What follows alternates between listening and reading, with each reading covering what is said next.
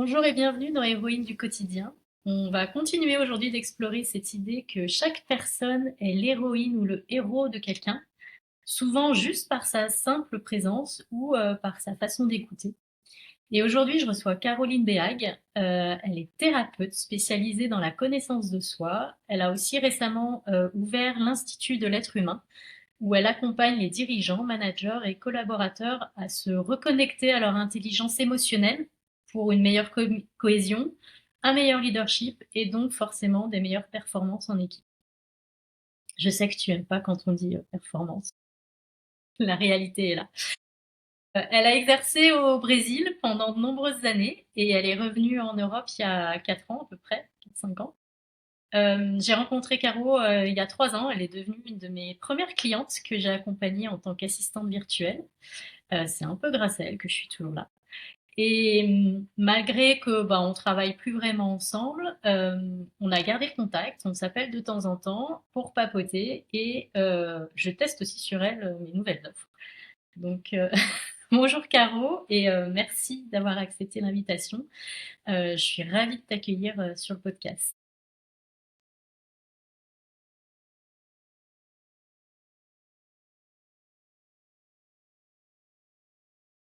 Si. Euh, je l'ai dit en intro, je le dis souvent, on est tous le héros ou l'héroïne de quelqu'un.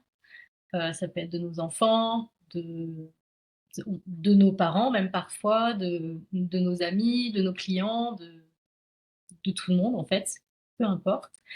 Mais on a aussi souvent quelqu'un qui nous a inspiré, qui a été notre héros, notre héroïne quand on a été enfant ou même après. Est-ce que toi, tu as en tête quelqu'un qui t'aurait inspiré, quelqu'un qui aurait été ton héros, ton héroïne, et qui fait que tu en es là où tu es aujourd'hui? Plusieurs. Il y en a eu plusieurs, mais je dirais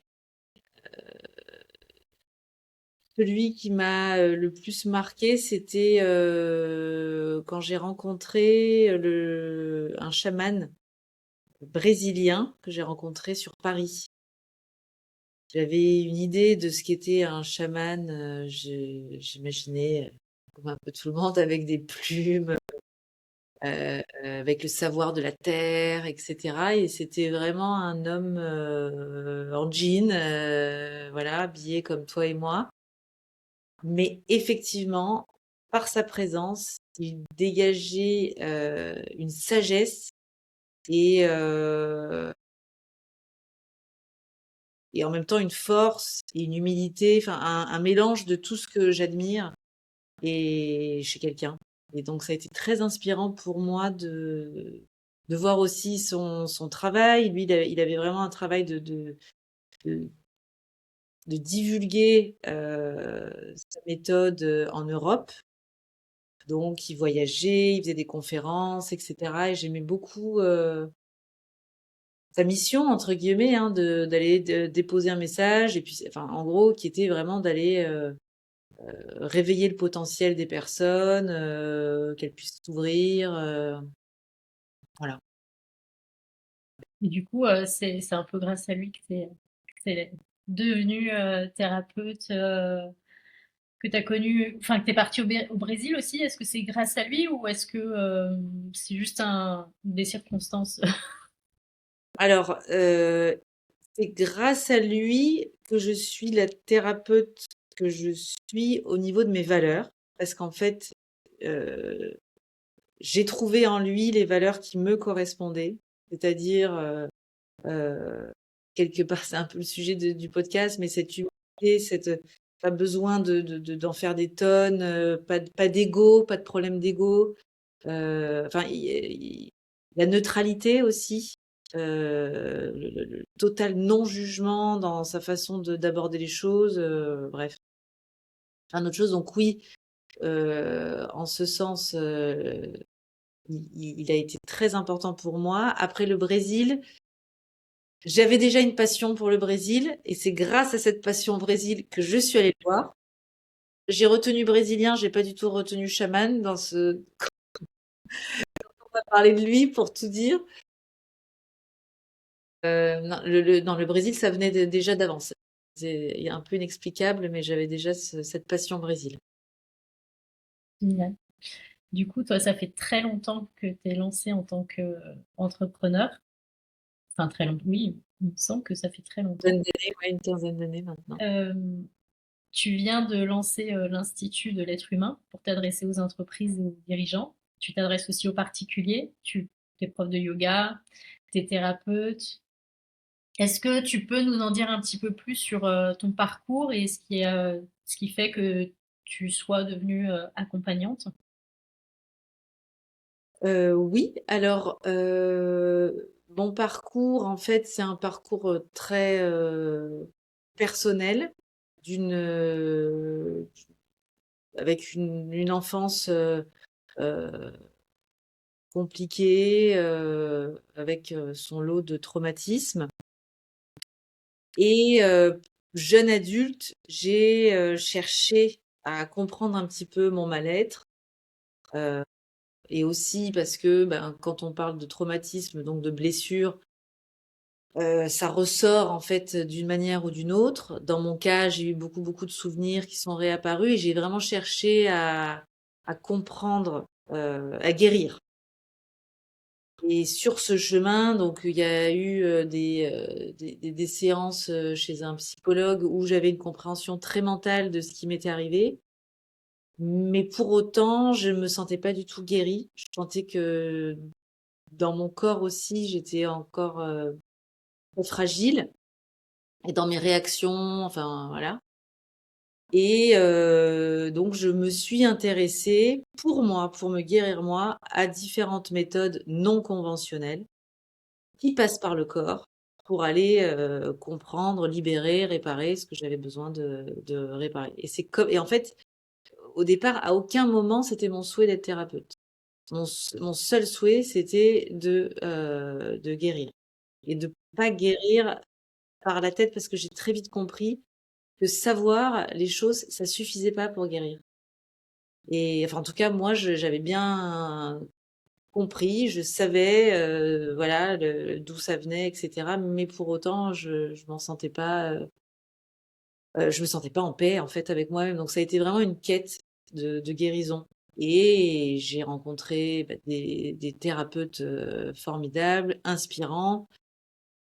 Et naturellement, en fait, bah, je suis devenue thérapeute parce que j'ai vu que j'avais une facilité à écouter les personnes et puis à transmettre aussi ce que moi j'avais compris. Et voilà comment je suis devenue accompagnante pour les particuliers.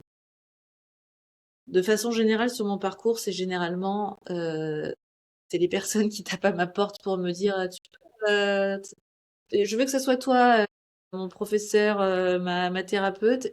Dans le parcours entreprise, ça a été le cas aussi. C'est une entreprise qui est venue me chercher et qui m'a dit: «Est-ce que tu pourrais intervenir en entreprise?» Et au départ, c'était pas du tout un souhait de ma part. Je pensais pas que ma méthode pourrait fonctionner en entreprise. Je viens quand même du monde de la thérapie et pas du coaching. Puis finalement, ça a été un très beau parcours qui a été fait avec le groupe.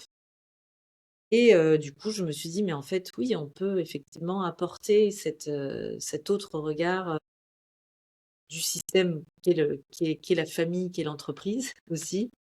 Et voilà comment ça s'est fait. Ouais, Tout s'est mis en place et un petit peu.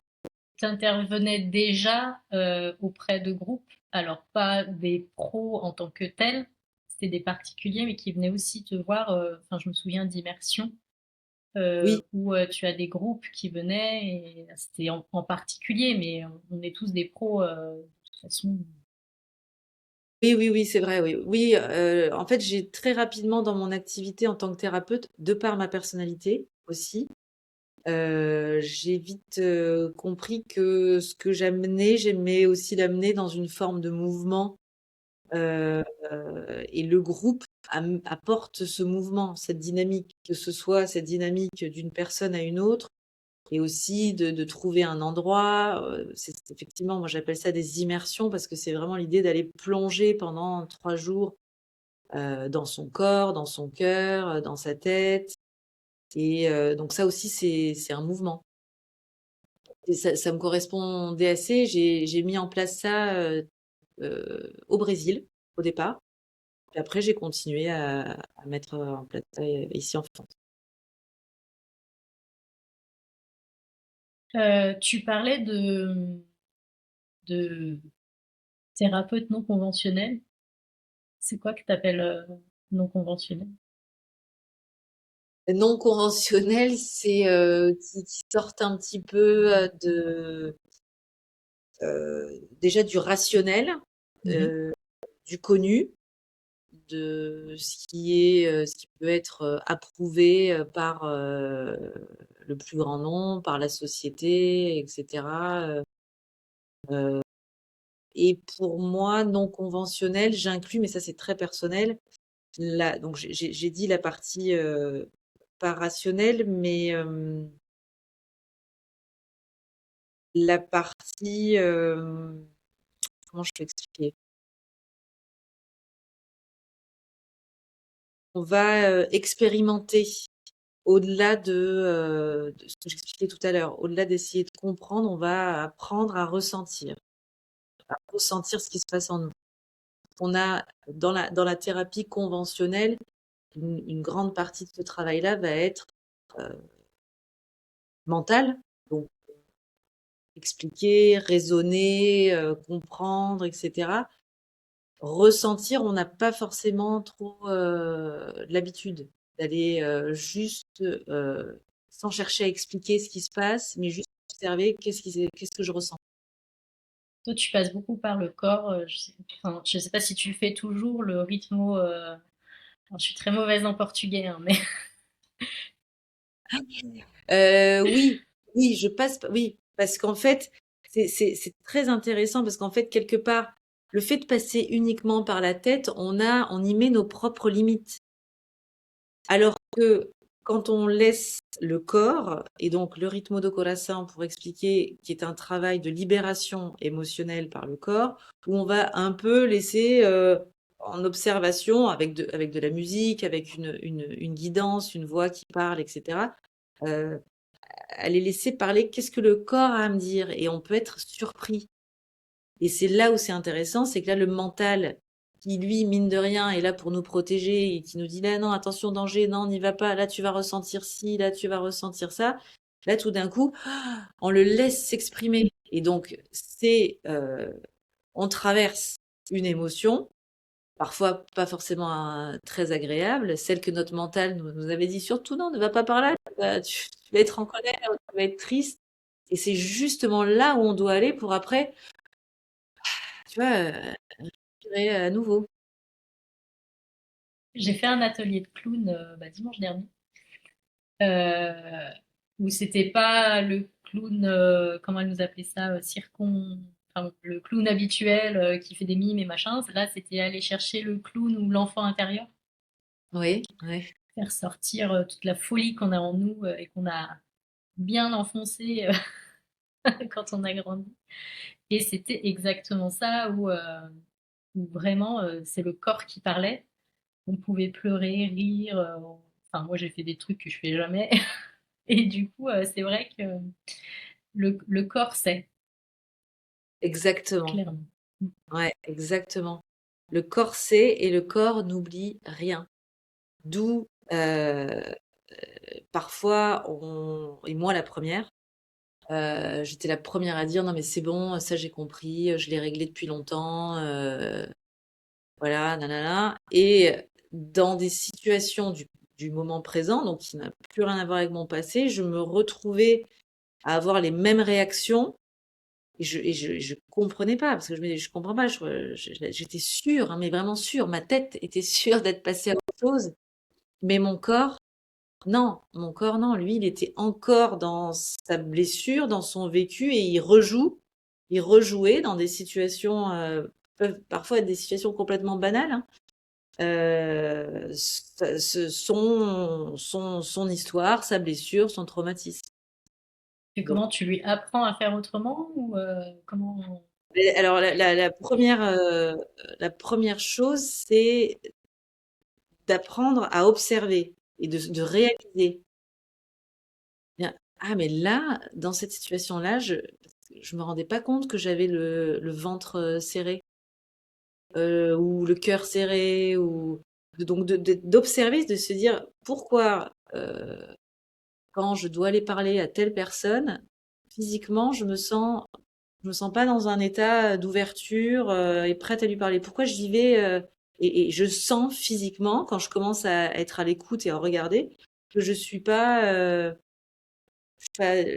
ouverte en fait. Je suis complètement fermée. Donc ça, c'est la première chose, c'est de constater, de se rendre compte en fait, de réaliser, d'accepter, de dire bon, bah, effectivement, face à telle personne, et ça peut être parfois quelqu'un de ma famille hein, ou mon compagnon. Quand je dois parler de tel sujet, bizarrement, je suis contractée, alors que c'est pas normal. Voilà, donc ça, c'est la première chose à voir. Et ensuite, une fois qu'on accepte et qu'on se dit, là, mon corps veut me dire quelque chose, qu'est-ce qui se joue pour moi, qu'est-ce qui se rejoue, d'où ça vient. Et après, il y a la deuxième partie, qui est la partie pour moi très importante de la compassion. Ben oui, mais effectivement, petite fille, je vivais dans tel contexte où à chaque fois, je pouvais, je sais pas, hein, Ouais, ouais. j'ai pas propre, mais où j'étais, on me coupait la parole, on me disait que c'était pas intéressant ce que je vais dire. Donc forcément, quand il s'agit, moi, d'aller dire quelque chose qui compte pour moi, j'y arrive pas. Et c'est faux, d'ailleurs, j'ai un exemple, je peux peut-être donner, que j'ai compris il y a pas longtemps, et comme quoi, enfin, c'est justement par rapport à mon travail, et bien, je ne sais pas pourquoi j'avais encore, je sais, j'ai des témoignages, j'ai des personnes, de personnes qui sont ravies de ce que j'ai pu leur apporter, de ce que j'ai pu leur dire, leur proposer comme ressources, etc. Et malgré ça, j'avais toujours cette petite voix de, en fait, t'es un, une charlatan, t'es une imposteur, c'est ce que tu dis, et je n'arrivais pas à, donc du coup, pour s'exposer sur les réseaux, par exemple, ben, j'avais toujours ce truc de me dire, mais attends, mais qui toi pour dire ce que tu veux dire là ça intéresse qui? Est-ce que c'est vraiment vrai? Est-ce que c'est légitime? Là, j'ai toujours ce truc en boucle, en boucle, en boucle, depuis des années. Des fois, je me suis fait violence, mais malgré tout, si je suis totalement honnête, il y avait toujours cette petite voix qui parlait comme ça. Plus, tu m'as dit récemment que tu te comparais beaucoup à d'autres qui ont des millions de followers. Oui, voilà, Donc exactement. forcément, ça peut pas aller dans ton sens. Enfin, Non, ça mais peut c'est pas te surtout, rassurer. c'est que ces personnes-là, euh, enfin, si tu veux, elles disent des choses que je pourrais dire aussi pour celles que j'admire. Enfin, tu vois, il y a. Mais donc tout ça pour dire que j'ai compris tout récemment d'où ça venait chez moi, pour moi. En fait, quand j'étais petite, donc j'ai vécu quelque chose qui était un peu comme ce qu'on appelle les tabous dans les familles, hein, les secrets de famille, etc. Et quand j'ai été dire ma vérité sur ce qui s'était passé, en fait, on ne m'a pas, on a fait comme si de rien n'était. On n'a pas pris en compte ma vérité, ce que j'avais à dire, et on l'a complètement enfoui. Et en fait, on m'a complètement mis de côté. On m'a pas traité de menteuse parce que je sais pas pourquoi, mais pour autant, les réactions autour et ce que ça a généré, c'était vraiment ça. Et en fait, bah, ça vient de là. Si une grande vérité, ma propre famille, enfin en l'occurrence là, c'est un de mes parents, ne me croit pas, alors que c'est vrai, comment des personnes, des inconnus vont croire à ce que je raconte? Et c'est tout bête, j'aurais pu y penser parce que ça je le porte, c'est mon histoire, je la connais, je suis thérapeute, donc t'imagines que hein, je l'ai travaillé en long, large travers. Eh ben, c'est tout récent où j'ai compris ça. Et pour moi, ben, ça a été libérateur. Enfin, pour mon corps aussi. Et ça, il y a quelque chose qui s'est passé où maintenant, j'ai plus cette petite voix qui va me dire, mais attends, mais t'es sûr que tu veux dire ça? Mais qui tu es? Blabla, nanana, nanana. Donc, la prise de conscience, elle est très importante. Et parfois, elle passe par le corps, la fermeture, voilà. J'ai vécu un peu la même chose. Je me suis rendu compte que dès que je veux prendre la parole, enfin, dès que je voulais prendre la parole, j'avais la gorge qui se serrait, je perdais ma voix et tout. Alors, j'ai pas mis le doigt sur le moment, enfin en tout cas sur l'expérience que j'ai vécue qui fait ça, mais en tout cas depuis que je me suis rendu compte de ça, maintenant je peux prendre la parole sans que ça se bloque. On a déjà fait un bon pas. Mais je sais pas, je saurais pas dire Alors, tu ce vois, qui par m'a amené à exemple, ça. ouais, si je peux te donner un truc comme ça, pour en plus, ça illustre un petit peu notre conversation, c'est pour ça. Euh, Au lieu d'aller tout de suite aller chercher, effectivement, donc déjà, tu as repéré l'information, tu vois, que ton corps t'informe et te dit, là, il y a un truc. Donc, la prise de conscience, déjà, ça libère. Et après, on n'est pas obligé de passer par le chemin de qu'est-ce que ça veut dire, qu'est-ce que, tu vois, et revenir sur. Enfin, parfois, c'est pas forcément nécessaire. Par contre, tu peux laisser le corps euh, te dire quelque chose ou donc, dans le cas de la gorge, maintenant que tu vois que tu as ciblé, peut-être aller toi expérimenter et voir tes limitations aussi sur crier, chanter, aller te mettre dans une condition où tu vas encore plus chercher à chauffer cette gorge et voir après, parce que peut-être que là, pour le coup, il y a des souvenirs qui vont revenir, il y a des compréhensions, il y a des, tu vois, il y a des choses qui vont se connecter plutôt que tout de suite laisser ton corps de côté de nouveau et chercher la réponse mentalement. Dire, ok, bah, c'est toi qui vas me montrer et on va voir comment on s'entraide. J'essaierai d'aller hurler, Tu me diras. pas que sur mes enfants, mais ok. Mais hurler, c'est un exercice qui- parfois on en rêve tous, mais c'est pas au moment de le faire. Non, moi Moi, j'y arrive pas. voilà. Dans les immersions, il y a certaines personnes que j'accompagne pour aller hurler, hein. Et Typiquement, ce matin, j'ai hurlé parce que c'était soit ça, soit j'en prenais une pour taper l'autre, mes enfants. Euh, et on va éviter. Et du coup, je me suis mise à crier et à chaque fois, ça me défonce la gorge. Je sens que ça se ferme tout, en fait. eh ouais, Oui, peut-être que j'avais pas le droit de crier quand j'étais petite. peut-être. Ouais. Et tu peux laisser aussi ta voix sans chercher à crier, mais elle a laissé faire tu sais, des bruits, Mm. hop, et comme si tu te dis qu'est-ce qu'elle veut dire, ma gorge. Un peu comme les exercices qui t'ont été proposés avec ta journée clown, tu Mm. vois. Qu'est-ce que et Ouais, on en fait en impro des exercices avec la gorge, mais j'y arrive pas. Faut que faut que donc je me mette dessus. patience et compassion, hein, ça c'est Ouais, important aussi. ouais, ouais. Pas de souci. C'est complètement moi. Euh, du coup, tu te mets de plus en plus en lumière. Je sais que tu as peur de déranger puisqu'on en a parlé, mais t'essayes d'aller au-delà. Euh, Est-ce que à un moment donné, tu t'aurais aimé être dans la lumière ou t'aurais aimé qu'on reconnaisse que tu as fait quelque chose de bien et, et, et que on t'a mis de côté, on t'a invisibilisé, on t'a ouais, on t'a pas pris en compte? Est-ce que tu aurais un moment comme ça? J'allais te répondre de façon générale, parce que je pense que j'ai toujours voulu, bizarrement, si je suis totalement honnête, j'ai une partie de moi qui a toujours voulu briller et être, en avant.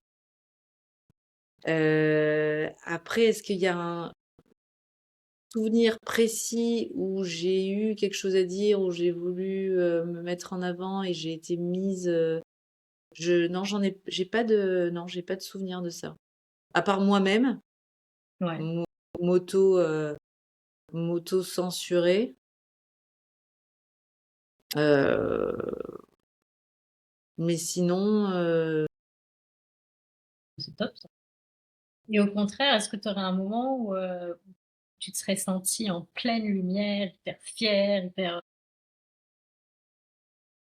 ben, je dirais quand je travaille, heu, quand je travaille et que je transmets quelque chose qui pour moi est, va faire du enfin, pour moi a été, transformateur et que je le passe et que je vois les personnes en train de l'expérimenter au moment où enfin, dans ce que je vais proposer, dans l'exercice ou, quand, ouais, c'est vraiment quand je pense vraiment c'est quand je travaille ou quand je parle de quelque chose qui me porte, et que j'ai plaisir et joie à transmettre, là je me sens, ouais, au centre, de ma lumière.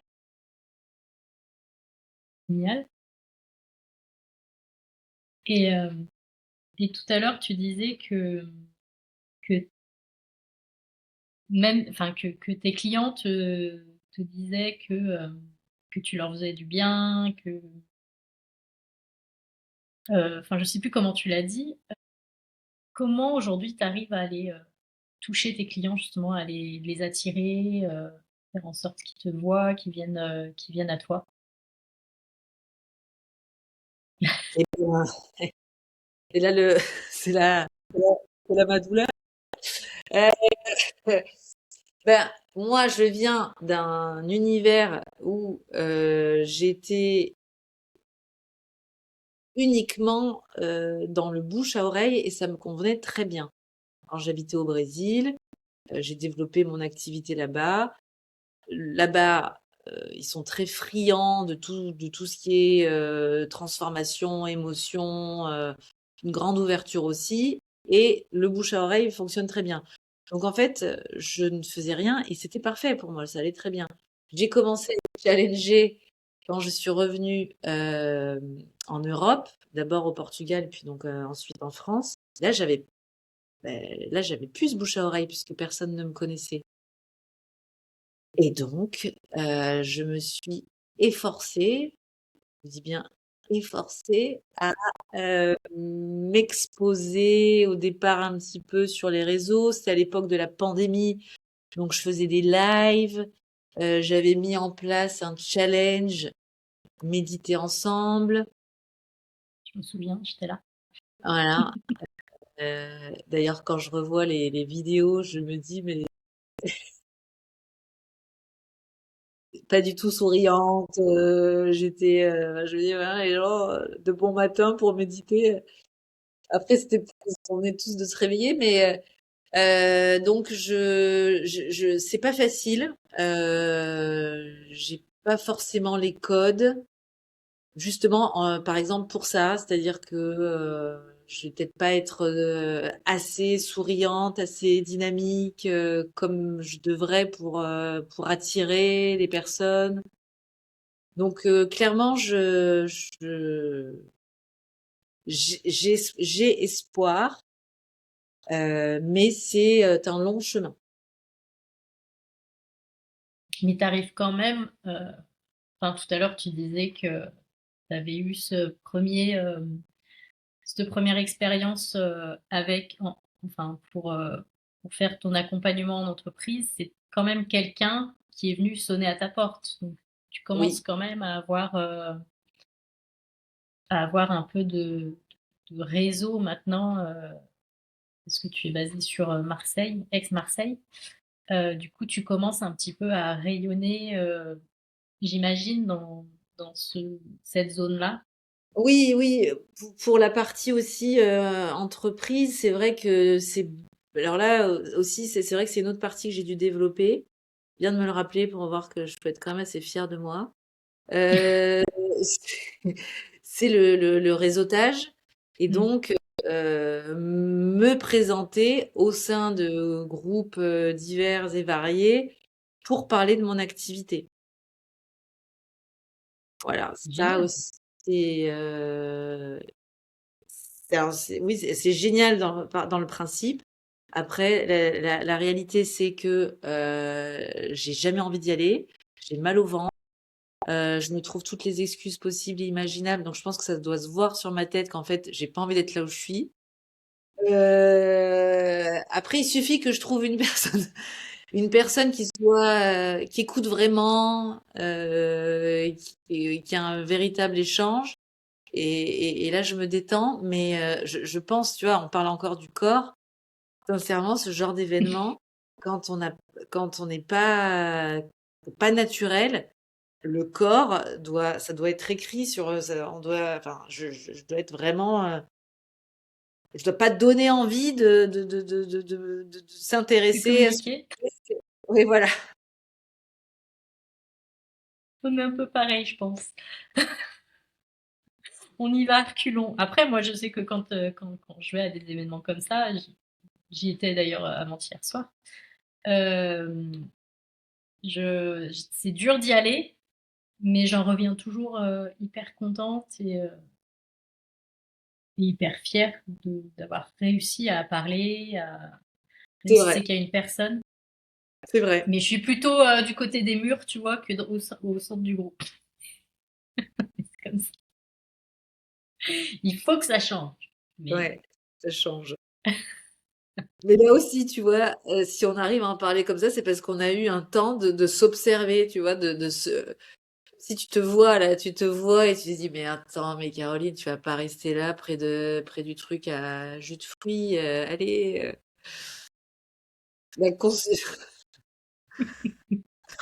il y a personne qui va vouloir te parler si tu restes près des jus de fruits, vas-y». en plus, moi, je bois pas d'alcool, donc c'est encore plus compliqué. Je bois pas d'alcool, je fume pas,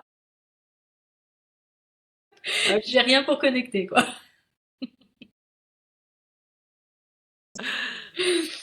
ouais, Ouais, ouais. Ouais, c'est c'est ça, c'est que sur les aspects un peu évidents, bon, de sur quoi on peut parler, le vin, ben, ouais. et non, il faut essayer. Comment j'amène un petit peu ma particularité que l'autre peut avoir aussi? Toi, je sais que par exemple, tu cours, tu fais des marathons.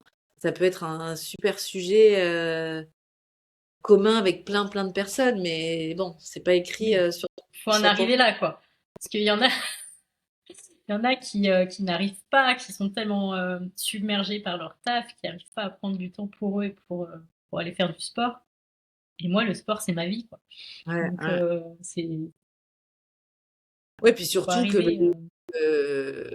ouais, enfin, et pourtant, le travail et le mindset, ça va ensemble, et le mindset, c'est le sport, ben, Ça. une partie, c'est ça. Donc ça devrait être un sujet dans ce genre de rencontre. Ouais. Mais tu vois, là, je me suis inscrite à Nyrox. Je sais pas si tu sais ce que c'est, mais c'est un truc de fou. C'est C'est un... courir plus faire des épreuves. Ouais, ouais. Et, euh, et quand je le dis, on me regarde avec des gros yeux comme si j'étais une tarée.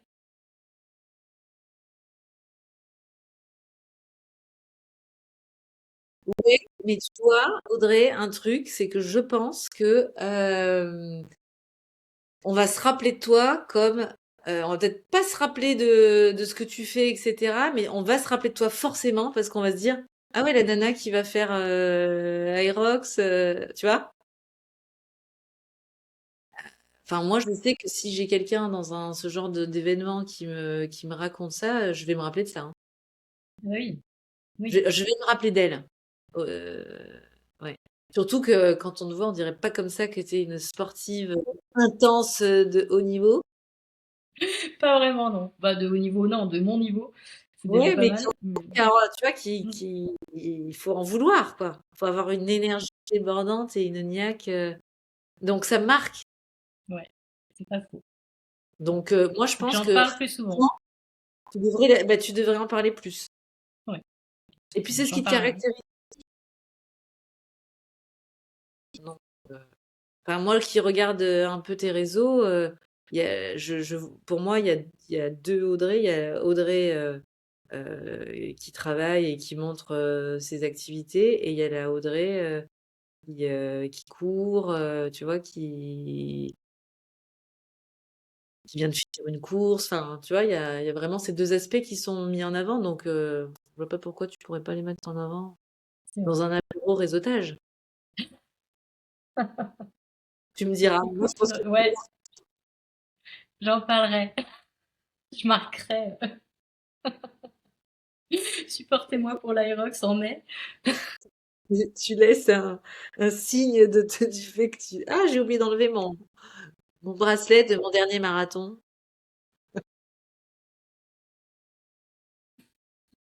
Je viens avec mon t-shirt. Bon, bref. Euh, je sais plus quelle question je vais te poser.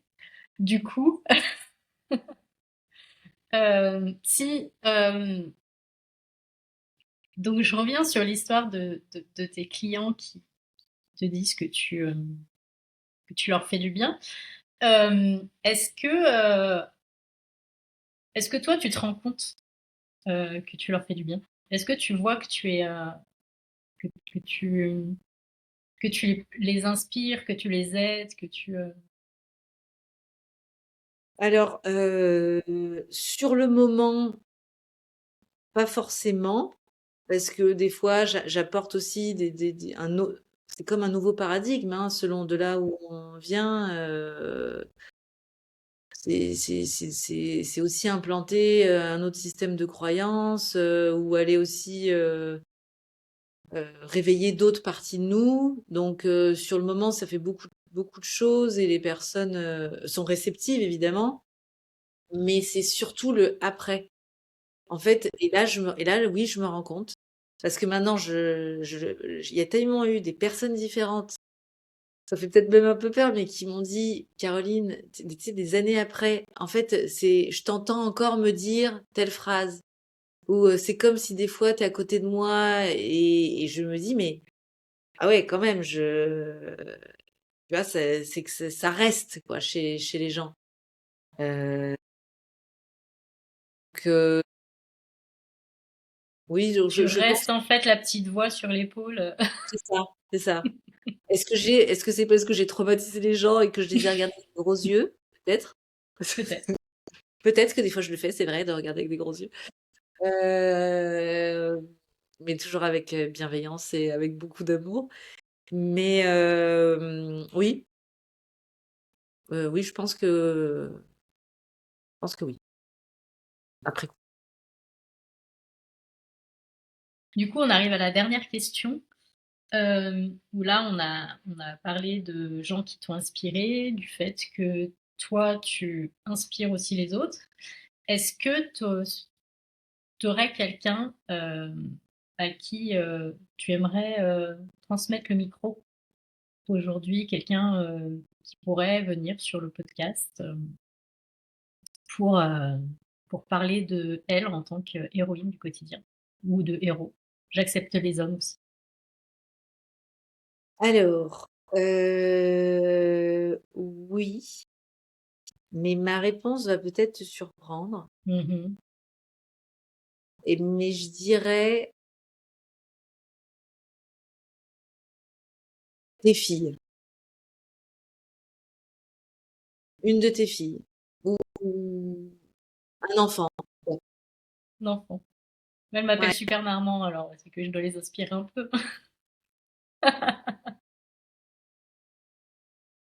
C'est Ouais. gentil, pourquoi?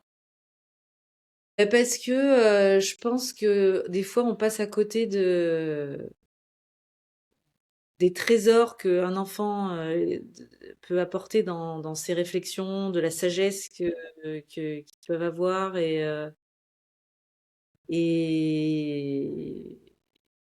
et voilà et je pense que c'est